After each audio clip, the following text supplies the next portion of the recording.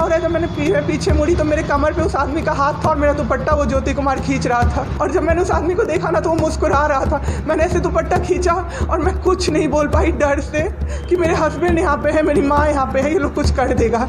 मुझे क्या पता था कि मैं फाइट दे रही हूँ और ये लोग मेरे बाबू को ख़त्म कर देंगे।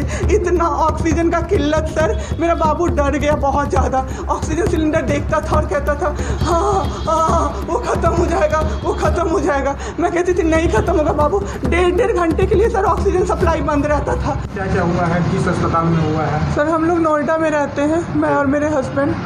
अभी होली में हम लोग बिहार आए हुए थे सर, होली मनाने के लिए पूरी फैमिली का गेट टुगेदर था। 9 अप्रैल को मेरे हस्बैंड की तबीयत ख़राब हुई, फीवर हुआ उनको काफ़ी तेज़। हमने कोरोना का 2-2 3-3 बार टेस्ट करवाया, नेगेटिव आया। RT-PCR के लिए दिया तो वहाँ पे भागलपुर में सर, भागलपुर में थे हम लोग, वहाँ पे 1 दिन 2 दिन वेट करते करते 10 दिन तक रिपोर्ट नहीं आया। फिर हमने नोएडा के एक डॉक्टर हैं उनसे कंसल्ट किया, वीडियो कंसल्टेशन से। उन्होंने बोला कि CT चेस्ट करवाना है। हम लोग भागलपुर गए और CT चेस्ट करवाए तो उसमें उनका इन्फेक्शन आया। 60% लंग्स उनका उसमें इन्फेक्टेड था, डैमेज नहीं था, इन्फेक्टेड था बस। बाकी लंग्स का हर चीज़ परफेक्ट था, सारा चीज़ नाक का, गले का सब कुछ नॉर्मल था, उसमें रिपोर्ट में था। फिर हम लोग नेक्स्ट डे ग्लोकल हॉस्पिटल है भागलपुर में, ग्लोकल हॉस्पिटल लेके आए, वहाँ पे एडमिट कराया हमने ICU में। मेरी मदर की भी तबीयत ख़राब थी, मेरी मम्मी और मेरे हस्बैंड दोनों एक साथ एडमिट हुए। वहाँ पे इतनी लापरवाही हुई उनके साथ, इतनी लापरवाही हुई। डॉक्टर्स आते थे बस विज़िट के लिए, 10 मिनट देख के गए। उसके अलावा जितने भी वहाँ पे नर्स थे, कंपाउंडर्स थे, सारे के सारे जल्लाद थे सर। कोई दवाई तक नहीं देना चाहता था पेशेंट। मेरी मदर टचवुड बेटर कंडीशन में थी थोड़ी, मेरे हस्बैंड बोल भी नहीं पा रहे थे उस समय तक। इशारे से पानी का ऐसे बताते थे लेकिन कोई उनको पानी नहीं पिलाता था सर। वो मुझे हार के फ़ोन करते थे कि पानी पिला दो। जब मैं अंदर जाती थी तो ये लोग हल्ला करते थे कि क्यों जा रहे हो अंदर। फिर भी मैं जाके उनको पानी पिलाती थी, जूस पिलाती थी। रेमडेसिविर इंजेक्शन का नाम आप लोगों ने अभी तक सबने सुन लिया होगा कि कितनी मुश्किल से मिल रहा है। डॉक्टर ने वहाँ सजेस्ट किया, मेरे 2 पेशेंट थे वहाँ, हमने बहुत मुश्किल से अरेंज किया। जब वो इंजेक्शन मिला तो एक दिन रात को जब इंजेक्शन देने लगे, हाफ़ इंजेक्शन फ्लोर पे गिरा दिया उन्होंने। हमने कहा कि इतना महंगा इंजेक्शन है, इसी का असर होके ठीक होते ये आपने कैसे गिरा दिया। उन्होंने कहा कि 50,000 का भी गिरा देता ना तो तुम कुछ नहीं कर पाती अभी। हम लोग चुपचाप वहाँ से सर हट गए। थोड़ी देर बाद वहाँ पे मेरे हस्बैंड को मैंने देखा कि उन्होंने 2-3 बार पॉटी किया था, यूरिन पास किया था, कोई क्लीन करने नहीं आ रहा था सर। 6 घंटे से वो उसी गंदगी पे पड़े हुए थे। उन्होंने मुझे फिर फ़ोन किया, बस फ़ोन कर पाते थे सर, बोल भी नहीं, बस मिस्ड कॉल आती थी, मैं समझ जाती थी कि कुछ परेशानी है उनको। जब मैं गई तो मैंने देखा पूरे गंदे बेड पे मेरे हस्बैंड 6 फीट 2 इंच के सर, पूरे गंदे पे वो सोए हुए थे सर। मैंने ज़बरदस्ती सबको बुलाया। एक आदमी था ज्योति कुमार करके, ज्योति कुमार, सब लोग ध्यान से इसको कवर कीजिए। ज्योति कुमार एक कंपाउंडर था वहाँ पे, Glocal hospital Bhagalpur. Jyoti Kumar compounder है वहाँ का, मतलब जो अटेंडेंट सब होते हैं ना वो है, लड़की नहीं है लड़का है, ज्योति कुमार। उसको मैंने रिक्वेस्ट किया कि भैया प्लीज़ आप मेरे हस्बैंड की मदद कर दीजिए, रात में ये लोग रुकने नहीं दे रहे हैं मुझे अपने पास, इनके पास। उसने बोला ठीक है ज़रूर मदद करूँगा, ये कह के, और मैं अपने हस्बैंड से बात करने लगी। इशारे से ही वो बात कर रहे थे, मैं बोल रही थी। अचानक से मेरा दुपट्टा खिंचाया बहुत ज़ोर से। मैंने सोचा क्या हो रहा है। जब मैंने पीछे मुड़ी तो मेरे कमर पे उस आदमी का हाथ था और मेरा दुपट्टा वो ज्योति कुमार खींच रहा था। मेरी माँ पीछे से चिल्लाई, मेरे हस्बैंड ऐसे ऐसे होने लगे, पूरा पसीना उनको चल गया, कुछ बोल नहीं पा रहे थे वो।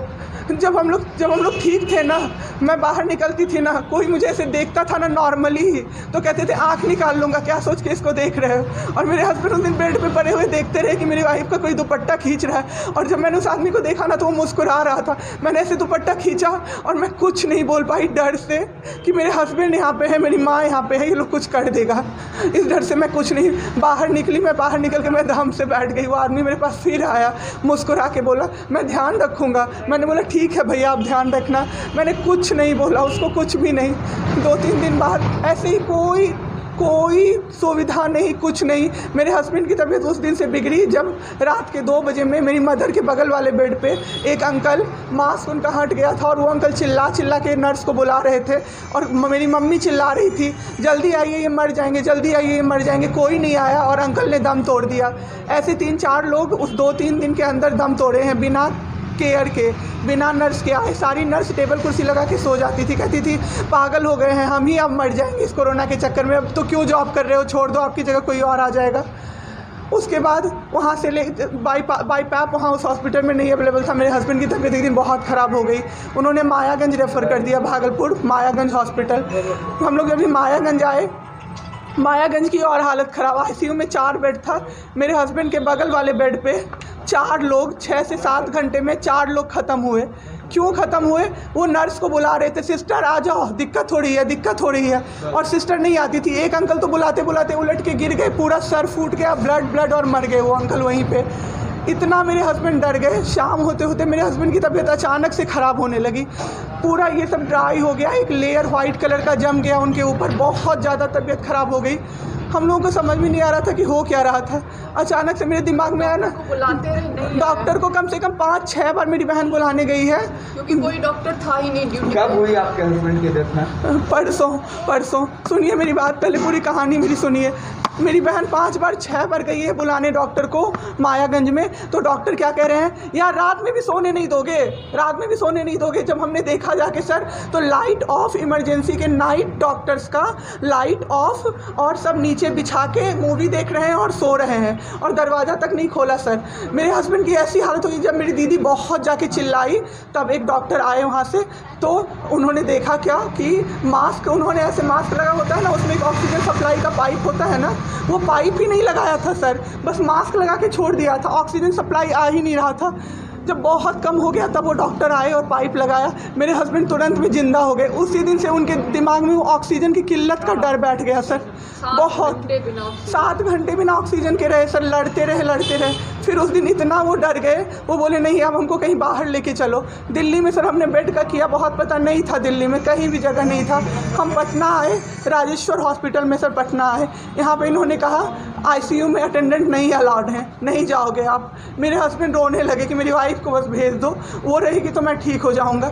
इन लोगों ने नहीं अलाउ किया सर। मैंने देखा एम्बुलेंस से हम लोग भागलपुर से पटना आए थे राजेश्वर, रास्ते में उनको 3 बार पॉटी हुई थी सर। उसी गंदे बेड पे उनको 4-5 घंटे राजेश्वर में सुलाया रहा।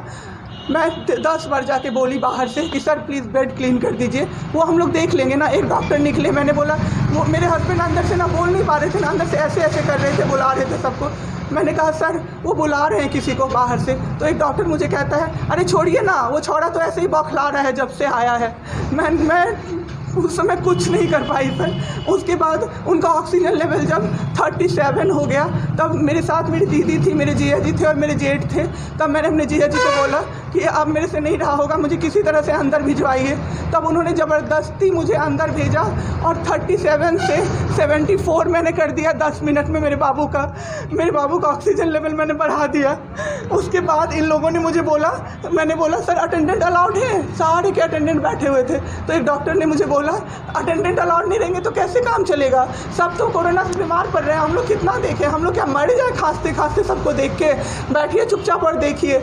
15 दिन तक सर एक टेबल पे एक लगातार मैं बैठी हूँ। आज 1 महीना पे मैंने ब्रश किया है सर, 1 महीने पे ब्रश किया है मैंने। बाबू को बहुत ठीक कर दिया, इतना स्ट्रॉ लगा के सर, मास्क के अंदर से स्ट्रॉ लगा के बाबू को मैंने जूस, दाल, रोटी सब कुछ पिलाया सर।